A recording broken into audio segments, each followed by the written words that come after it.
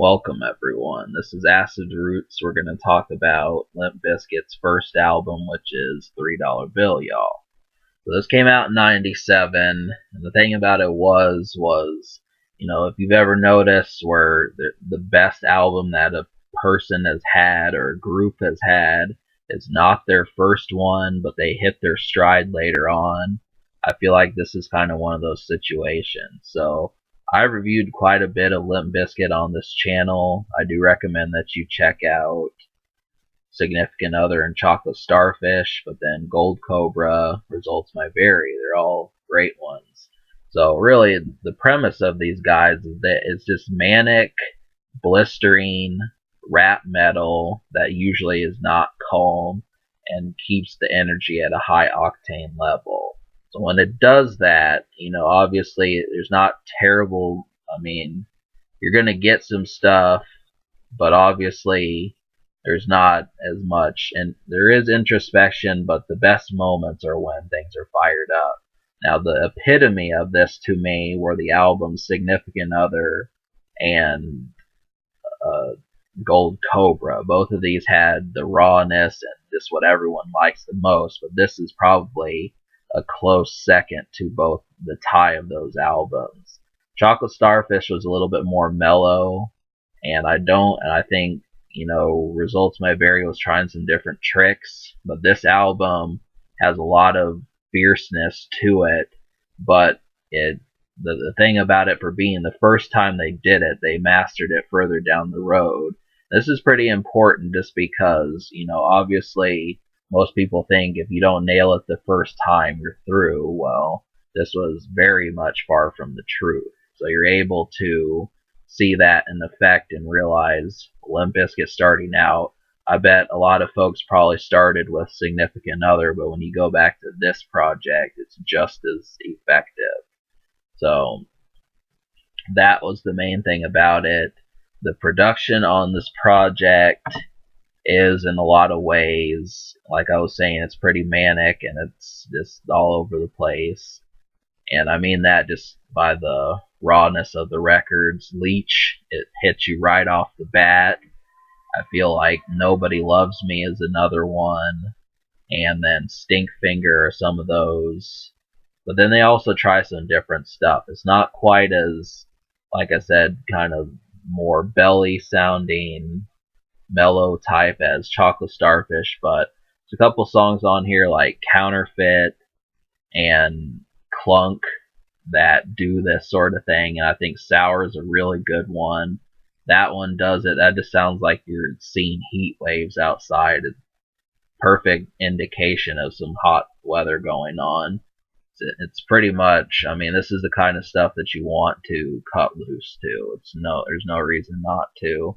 Now, obviously, this album is almost 20 years old, but, in the midst of over, thousands of CDs that have come out since '97, it's very good to look back up on this. Really, I don't know the singles that came from this project, but I do know that Counterfeit and Faith were on the Greatest Hits album.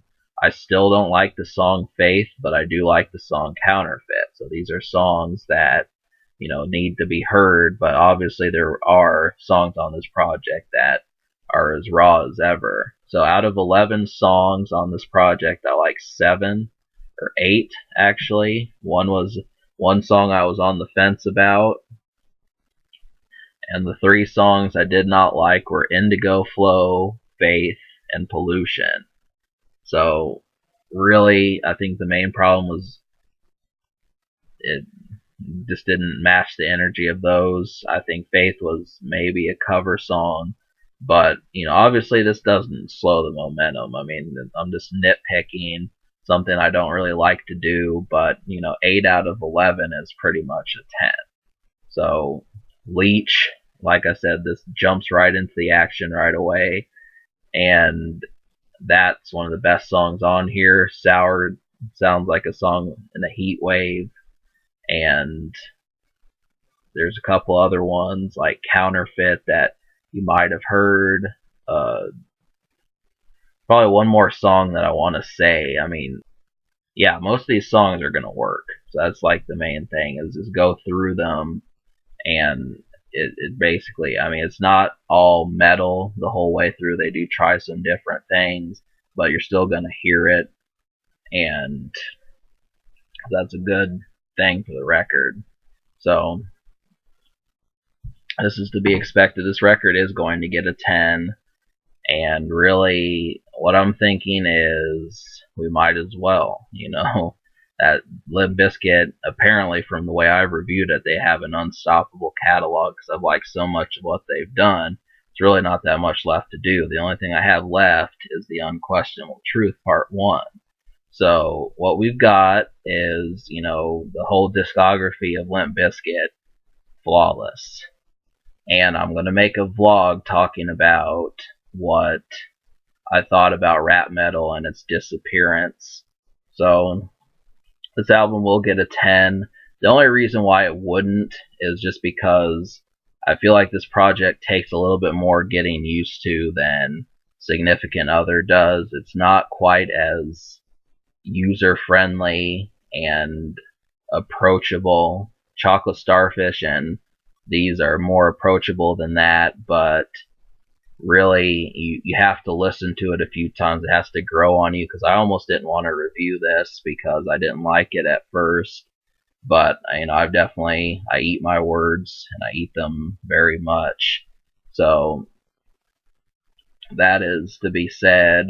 And the social score, Future, I don't know what Limp Bizkit's up to, but the social score, which means how well it plays around a group, I'm thinking, I'm going to give this an 8. Just because of the quality of the project, it deserves a high score, but there's just not the attention grabbing songs. I think you have to like Limp Bizkit more than just casually to appreciate this project more. So obviously, if you like more than about 5 or 6 Limp Bizkit songs, yeah, this is a good thing, but it's still not really, it's not unstoppable in terms of first time listens. So can it be topped? I think the answer is no. I give this album a 10 and an 8 social. Subscribe for more fun.